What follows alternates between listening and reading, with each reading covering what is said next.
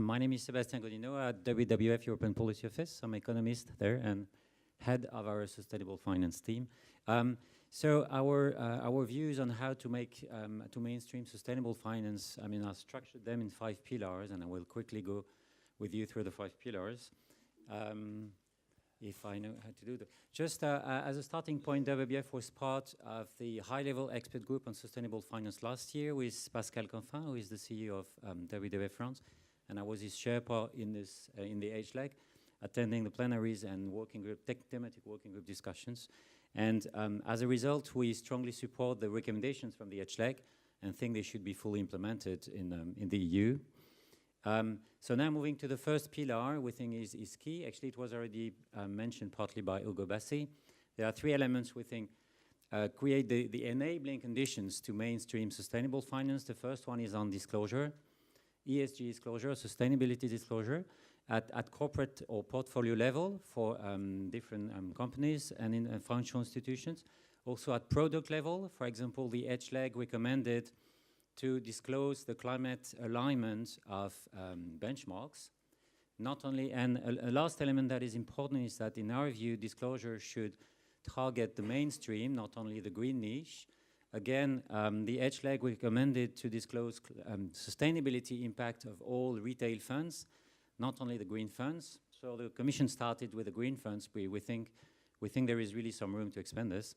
Second issue is, of course, the taxonomies, the green one, but also the brown one, to know what we talk about and have a more holistic view of what's sustainable and what's not. And last but not least, accounting standards, although this seems a more complex issue that requires more research.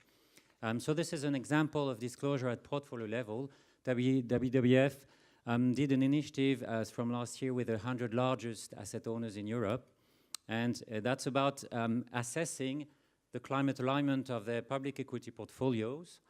So that's the report, and that's the results for the public equity portfolio, an example for renewable power. The line is the IEA 2-degree scenario that is taken as a benchmark. And you see in green the investment portfolios of different asset owners that are already outperforming the IEA 2-degree benchmark, which is extremely good news, and some of them by a very wide margin. And you have those in red that are underperforming the IEA 2-degree benchmark, meaning they don't have enough renewable capacity in their portfolio compared to the IEA milestone. And that's a forward-looking analysis. This is for the year 2023, meaning that the tool we use, that is called Sustainable Energy Investment Metrics, takes into account the forecast of the planned addition by utilities for the next 5 years. So the second pillar is on mainstreaming sustainability requirements across the relevant players in the financial ecosystem. First, with investors' duties, with financial advice to make sure that the financial advisors are required to ask clients whether they have non-financial preferences and should act upon it if it's the case. There were at least 5 different studies I noticed in the last 1-2 years showing that in general 70% of retail investors would like to see non-financial preferences integrated in the way their own money is invested. 70%, so that's a huge majority, and it is almost totally lost in the long investment chain. So that should change. In capital requirements, so the 3 elements, there are already legislative proposals from the Commission on the table being discussed to address these issues, and credit ratings are also mentioned by the HLEG. Moving forward, a third pillar that is key in our view is on supervision. And actually there is a growing number of voices from regulators and central banks themselves calling for integrating sustainability-related risks in supervision. So what is proposed by the European Commission with the so-called ESAS package on European supervisory authorities is to clarify the mandate of the ESAS and make sure sustainability is integrated in it explicitly to end the debate that it might be implicit, so it might be enough, but it's not so sure, etc. But also what we think is that it's needed to clarify also the tasks and powers of the ESAS on sustainability-related risks to clarify, to specify what they should do on sustainability issues, because that's a wide area, and they need to start somewhere concretely and quickly. And two examples that we suggest for the SS to start with climate-related risks, which are the most studied ones so far, are to set up an EU pilot to assess the climate alignment of investment portfolios. That would enable them to see where climate-related risks and opportunities are in the portfolios of investors and of the entities they are regulating, because so far they are completely blind on this. And the second recommendation is to have SS drafting guidance for financial institutions on how to use forward-looking climate scenario analysis, which is something recommended by the HLEC, but also by the FSB task force, the TCFD at global level. And an example of, there are national precedents of central banks or regulators that are already assessing the climate alignment of investment portfolios. And I give you two examples here. One is the California insurance regulators, one is the Ministry of Finance in Switzerland. Ironically, these two national examples are not in the EU, but that means the EU is not alone to move forward on this. Interestingly, the Bank of England and the Dutch Central Bank, the DNB, are also doing the same type of analysis, and I'm told they will come out with a report soon. And so this is really assessing the climate alignment of investment portfolios. In both cases, they use the Sustainable Energy Investment Matrix tool, led by 2° Investing Initiative. So that's the same tool we have been using to assess climate alignment at portfolio level. So this works at portfolio level or at market level if you aggregate the different portfolios. And in both cases, they conclude that the investment portfolios for insurers in California or insurers and pension funds in Switzerland are aligned with a 6° scenario, which is pretty worrying. Two different counts, not first because it's completely misaligned with the Paris Agreement, of course, but also secondly, especially for insurers, because investors like AXA, for example, are hammering that a 4° world is not insurable. So there is something disconnected there in their investment portfolio and their investment process and the underwriting activities they have separately, where, the growing climate-related risks will put the profitability and the viability of underwriting business at risk.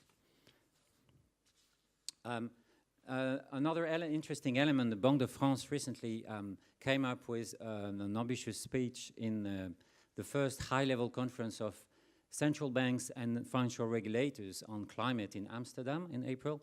And they proposed 4 concrete elements: a mandatory climate disclosure that is aligned with the TCFD recommendations, a forward-looking carbon stress test, so that's very similar to the climate alignment test we are asking investors or proposing regulators, and a brown taxonomy and penalizing factor. So interestingly, this is even bolder than the Commission's Sustainable Finance Action Plan. So our analysis is that financial regulators and central banks are well ahead of finance ministries when discussing climate-related risks, which is something quite interesting. And it's not only the French Central Bank, it's also DNB in the Netherlands, Bank of England with Mark Carney in UK, of course. Others, I mentioned the California insurance regulators, and there are other ones quickly discussing this, like the Central Bank of China, MAS in Singapore, Mexico, Morocco, and so on and so forth. So this is impressively quick, the wake-up of regulators on sustainability risks. The fourth pillar is on growing the green niche. Not much to add here compared to what the Commission has proposed in its Sustainable Finance Action Plan, and that is following the HLEG recommendations, EU green bond standards to clarify what should be integrated there. WWF analysis is that once we have this EU green bond standard clarified, it will help the green bond market to skyrocket. Today we hear many players reluctant or hesitating to issue or buy green bonds because they are not clear, they are concerned about the credentials of the green bonds and if they are truly green, etc. So this would provide clarity, as Hugo Basset mentioned. So this is something we strongly support. Also, a green eco-label for retail funds that is also in the making. Low carbon benchmark, that's also an interesting proposal, and etc., etc., etc. That's a starting point. The same could happen for green loans, for example. And the last, but not least, pillar framework conditions, meaning overarching conditions, not focused on one specific file or financial stakeholder, but general conditions. The first one is a so-called sustainability test proposed by the HLEG again and currently being discussed by the Commission. This is a test to make sure that every new financial regulation integrates sustainability elements, where relevant, of course, on a kind of systematic basis to end the work that it's integrated in an ad hoc way and make sure sustainability is mainstreamed in a systematic way by the Commission as the one initiating any EU legislative proposal. The second issue is to set up an EU observatory, a multi-stakeholder platform, gathering the different stakeholders to put together the relevant data and analysis on the greening of the financial system in Europe and whether it is happening, whether there are loopholes and gaps to be addressed, recommendations to issue to policymakers, etc. And again, the Commission started to work on this concretely. There is still a lot of work to do. Currently, it's very unclear how green or brown the market, the European financial market is, precisely because the indicators are not available or the data are not made public, etc. And the last element is to make sure the EU is not moving in isolation, but also is a leader at the global level. I mentioned the G20 or IOSCO. IOSCO, in our view, is probably one of the most relevant financial institutions or regulators to target in this case to make sure, for example, that they implement the TCFD recommendations on climate disclosure. The G20, of course, is the largest, I mean, the body discussing financial regulation at the global level. This is really important also to make sure there's increasingly a level playing field at the global level, not only in Europe. Thank you.